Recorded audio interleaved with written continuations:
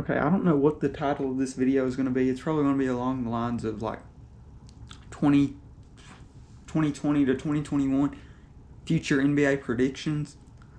So I'm going to start doing these. I don't know how often, at least like a once a year thing. So it's just going to be 5 predictions I have over the NBA for I don't know how long. But the first one, this is one of the more obvious ones.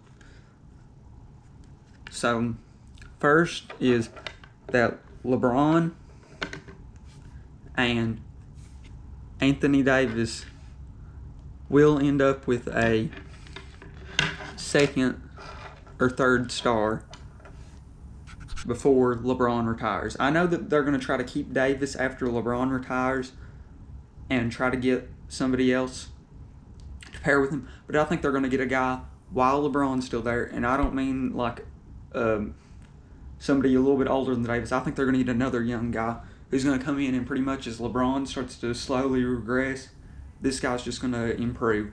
So the obvious candidate right now is Talen Horton-Tucker,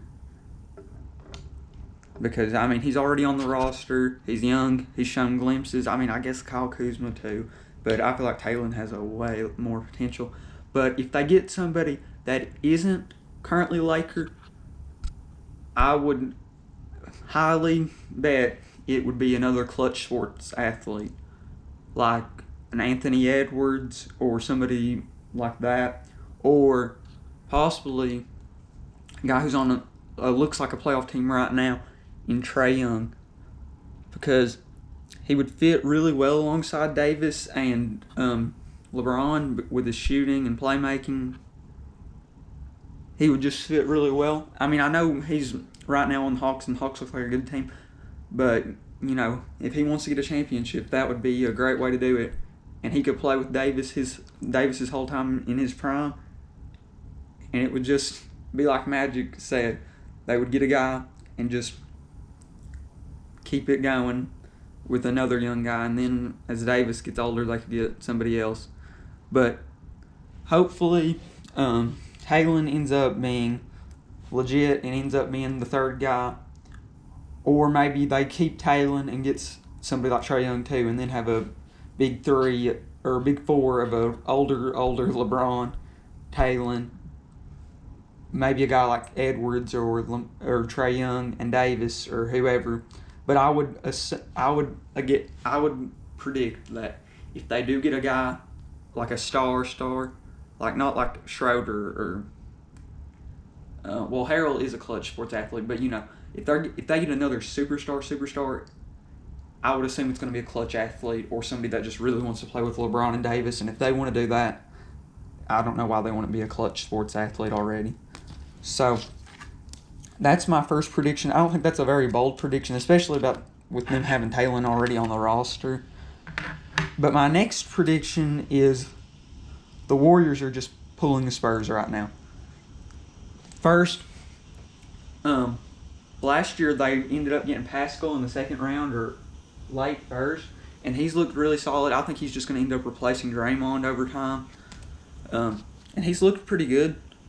I like Pascal. I got a decent amount of his stuff because once the cards went crazy again this year, I did a bunch of breaks and got the Warriors a lot in like Chronicles and stuff and Mosaic, and I ended up getting a decent amount of Pascal.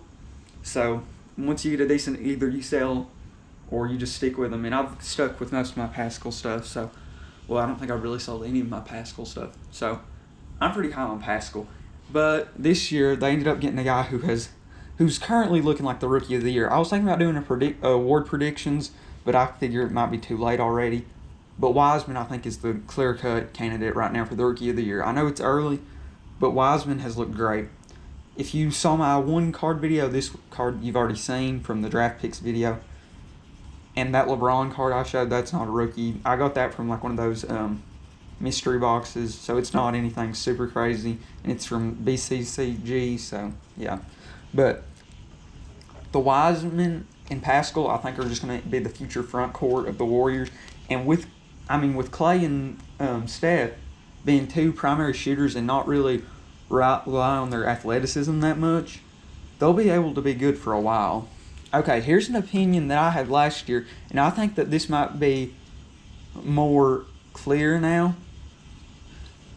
So, there were two guards in last year's draft that were like, I mean, Jaw was the clear-cut best guy at the time, and he still looks like that. But out of Kobe White and Darius Garland, I think Garland will end up being better.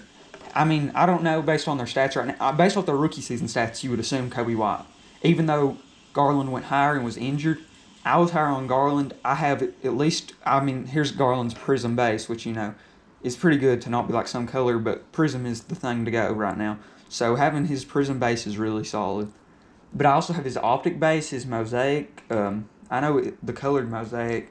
So, but I do have, I mean, this is a hollow my house, Kobe White. So, I mean, I think White's going to be good too. I could both see him being all-stars, but I think Garland will be the better of the two. Next, this is I don't know how bold of a prediction this is, but I believe Zion Williamson and Brandon Ingram, I believe if they do not get a third star, one of these two guys, or both, will end up leaving. Ingram might stay just because he's looking really good on the Pelicans, and when he was on the Lakers, he didn't look great on a a larger market team. But maybe now that he's really good, he might want to try again to be on a team like the. I don't think he would want to go back to the Lakers with how the whole situation went, but maybe he would. But I believe if either like Jackson Hayes or Nickeil Alexander-Walker or Kira Lewis, if any of these guys, if just one of them works out and ends up being like a below all-star level player, like a Mike Conley level player, you know, like really good, close to all-star level, but never really an all-star, or an all-star, then I think they'll be great, and they could almost be like a Thunder big three almost, like how good Durant and James Harden and Westbrook looked. But they need that third guy, I believe. I mean, I guess if they had really, really good players at every position other than the small forward and power forward, but I think if they can get that third guy, they will be a really good team for a long time, unless they do something stupid like trying to trade, who was it? Like the Thunder did with trading Harden. And we can make a whole other video on that. That was not a great trade. But as long as, if they can get either like Nickeil or Jackson Hayes or Lonzo, I'm not super high on Lonzo like some people are, but I believe one of these two guys or Kira Lewis will end up being more likely to be that third guy. But I mean, if everything went great, Kira Lewis is your future point guard, ends up being like a De'Aaron level guy. Nickeil ends up being really good. I don't know what his ceiling is, but I know he was considered like the steal of the draft when he was drafted. And Jackson Hayes, I mean, he was the first center off the board in last year's draft. I mean, last year's draft was really solid at every position, but the center must have not been it. So that's my third prediction. It's either Ingram or Zion will end up leaving if one guy breaks out.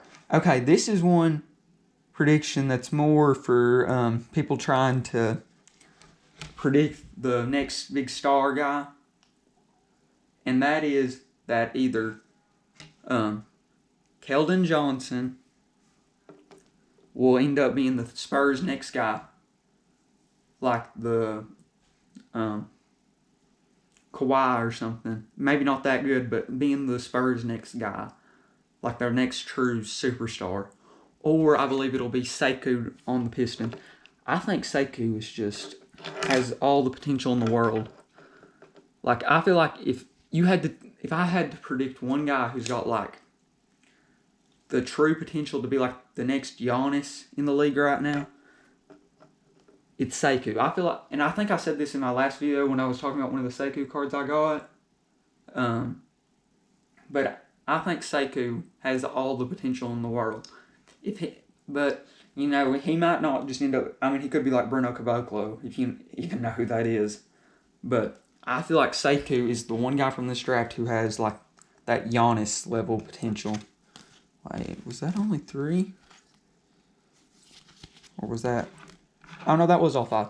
So just a quick recap. The Warriors are forming like a Spurs almost dynasty with their former stars with young stars. The Lakers are end up going to have a third star to pair with LeBron and Davis. Garland will end up being better than Kobe White, but both will end up being really good. And that the Pelicans need to get that third guy, or else Ingram and Zion will be just like Chris Paul and Davis were. Great players, but just never can make it work in New Orleans. And then Sekou and Keldon Johnson could end up being two sneaky superstars from this draft.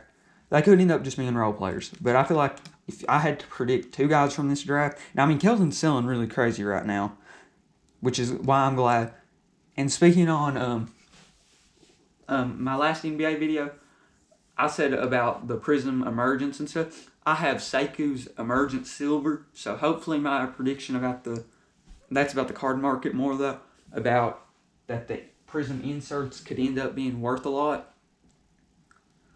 And I don't know what the deal is with YouTube, but the last video showed 350 views at one time, but now it only shows like 30 something or 40 something. So I don't know if that's a YouTube error or what, but I don't know. So thank you for watching the video. If you like the video, and please subscribe, and thanks for watching.